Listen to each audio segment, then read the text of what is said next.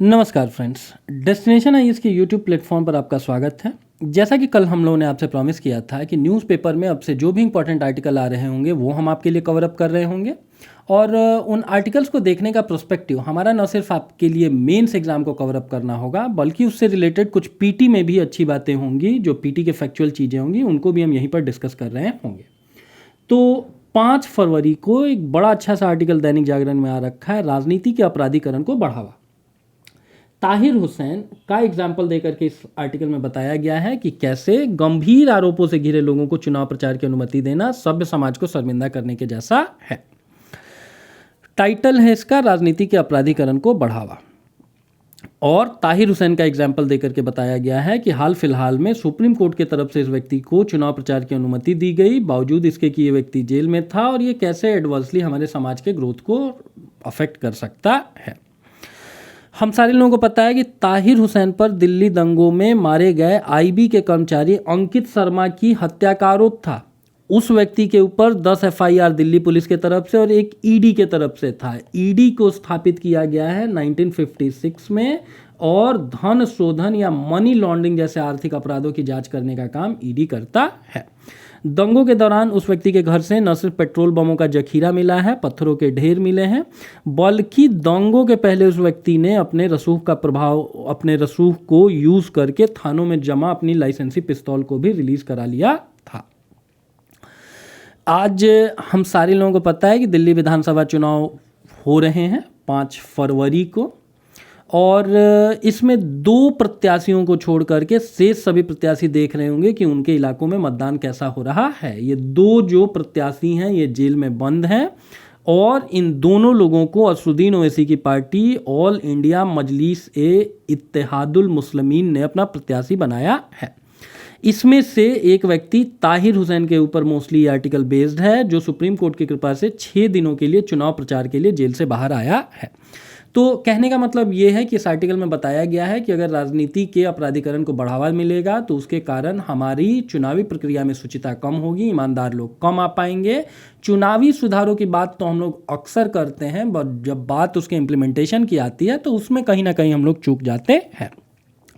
चुनावी सुधार में के अंतर्गत चुनावी प्रक्रिया को निष्पक्ष बनाना, ईमानदार बनाना, ताकि अच्छे लोग सिस्टम में चुन करके आए, उसके लिए कुछ आपको समितियां हैं वो आपसे एग्जाम में पूछ दी जाती हैं। जैसे तारकुंडे समिति है 1974 की, ईयर के साथ आप लोग नोट डाउन करेंगे। इसका गठन किया गया था जयप्रकाश बाबू के द्वारा संपूर्ण क्रांति आंदोलन के दौरान।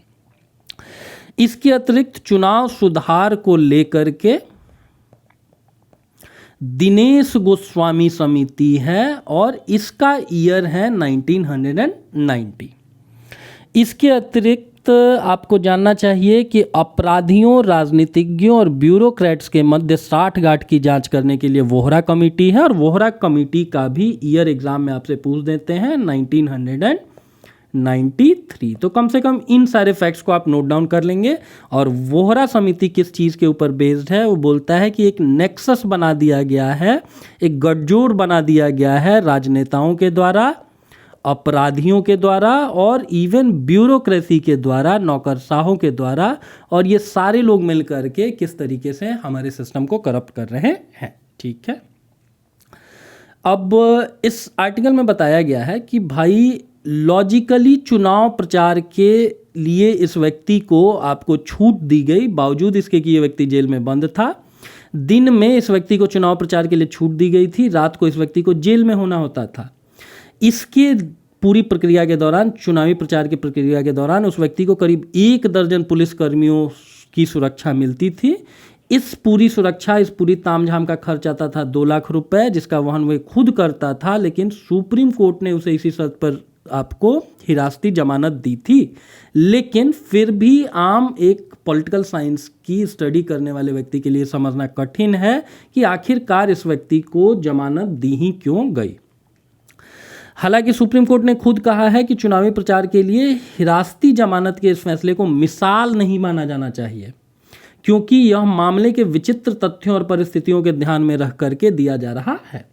हम लोगों को पता है कि जो सुप्रीम कोर्ट है वो आर्टिकल 129 के अंतर्गत और जो हाई कोर्ट है वो आर्टिकल 215 के अंतर्गत कोर्ट ऑफ रिकॉर्ड होता है। और कोर्ट ऑफ रिकॉर्ड का सीधा सा मतलब होता है, जैसे आर्टिकल 215 को अगर आप लोग पढ़ेंगे तो उसमें आपको बताया गया होगा कि every high court shall be a court of record and shall have all the powers of such a court including the power to punish for contempt of itself. Court की अवमानना करने के लिए वो आपको दंड कर सकता है। और अभिलेख न्यायालय या कोर्ट ऑफ रिकॉर्ड का मतलब ये होता है कि इस न्यायालय के जो निर्णय होंगे वो बाकी जगहों पर साक्ष्य के तौर पर स्वीकार किए जाएंगे। और दूसरा इसका मतलब होता है कि किसी अन्य न्यायालय में अगर प्रस्तुत किया जाएगा इस मामले को, इस निर्णय को, तो उसकी प्रामाणिकता के ऊपर सवाल नहीं उठाया जाएगा।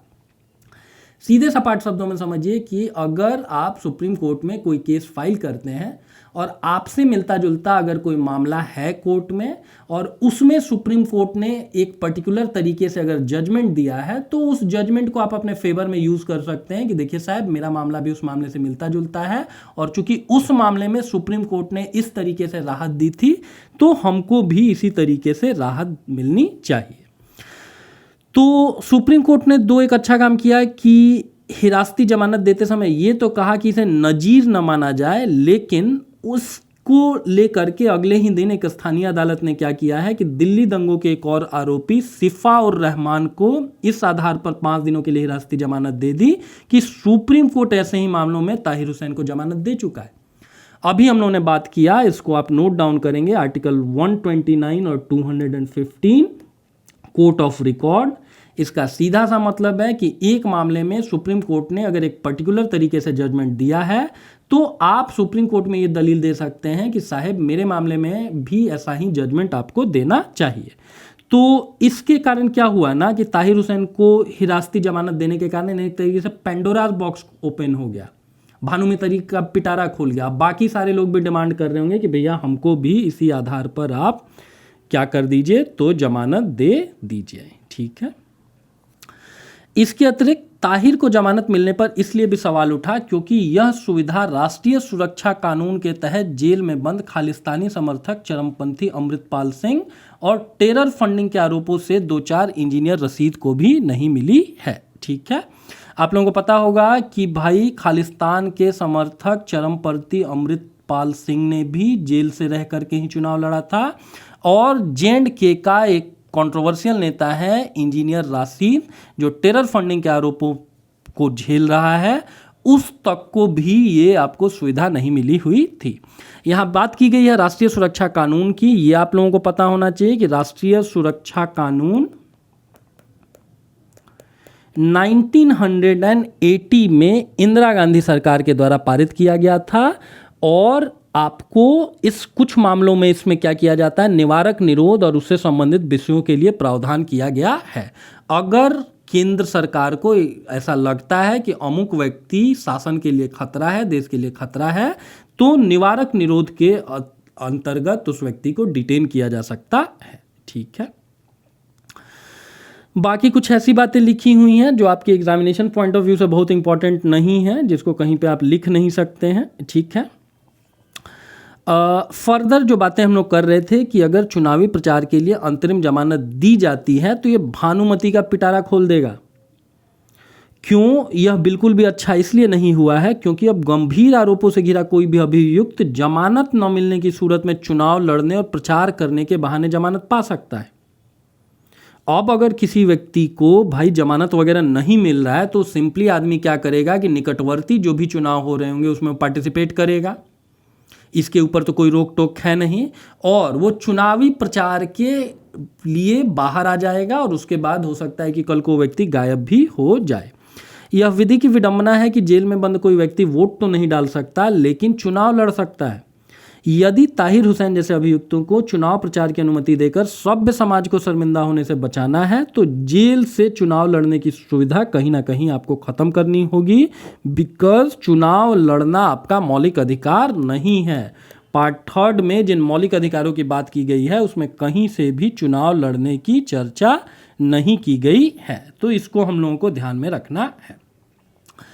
यदि राजनीतिक दल अपने संकीर्ण स्वार्थों और दोष सिद्ध न होने तक हर कोई निर्दोष है के जुमले के चलते इसके लिए तैयार नहीं होता है, तो कम से कम उन्हें एक ऐसा कानून बनाना चाहिए जिससे कोई चुनावी प्रचार करने के लिए जमानत न पा सके।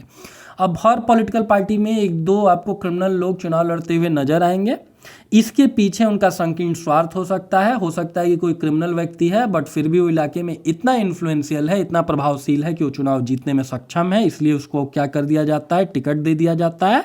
और या फिर कोर्ट का एक जो बेसिक फंडामेंटल जस्टिस का नियम होता है कि दोष सिद्ध न होने तक हर कोई निर्दोष है, इसी को ढाल के तौर पर बहुत सारे राजनीतिक दल इस्तेमाल में लाते हैं। तो कोई कानून बनाना चाहिए कि भैया कम से कम चुनाव प्रचार के लिए लोगों को जमानत वगैरह न मिले। यदि ऐसा नहीं होता है तो फिर आपराधिक प्रवृत्ति वाले जेल में होते हुए भी चुनाव तो लड़ेंगे ही, चुनाव प्रचार करने के लिए निकलेंगे भी, उनमें से कुछ जीत भी सकते हैं, क्योंकि दुर्भाग्य से अपने देश में कई लोग जाति समुदाय के आधार पर दागी लोगों को भी खुशी खुशी वोट देना पसंद करते हैं। तो इसमें क्या बात निकल कर के आ रही है कि भैया इंडिया में लोग अपने कास्ट, अपने कम्युनिटी के आधार पर भी वोट करते हैं, भले ही वो जो भी कैंडिडेट है उसका कितना ही दागी चरित्र क्यों ना हो। ठीक है, तो ये एक अपने आप में एक अच्छा आर्टिकल था जिसमें आपको मेंस के प्रोस्पेक्टिव से कुछ अच्छी लाइंस मिली और इर्द गिर्द की जो बातें की गई थी, ईडी की बात की गई थी, तो हमने बताया कि भैया 1956 में इसको बनाया गया है। या चुनाव प्रचार से संबंधित जो कमेटियों की हम लोगों ने चर्चा की वो भी अक्सर आपसे एग्जाम में पूछ देते हैं। तो मिलते हैं ऐसे ही किसी और आर्टिकल के डिस्कशन को लेकर के, और तब तक हम उम्मीद करते हैं कि आप इस वीडियो को लाइक करेंगे, शेयर करेंगे, और अभी तक अगर आपने हमारे चैनल को सब्सक्राइब नहीं किया है तो सब्सक्राइब कर लेंगे। Thank you.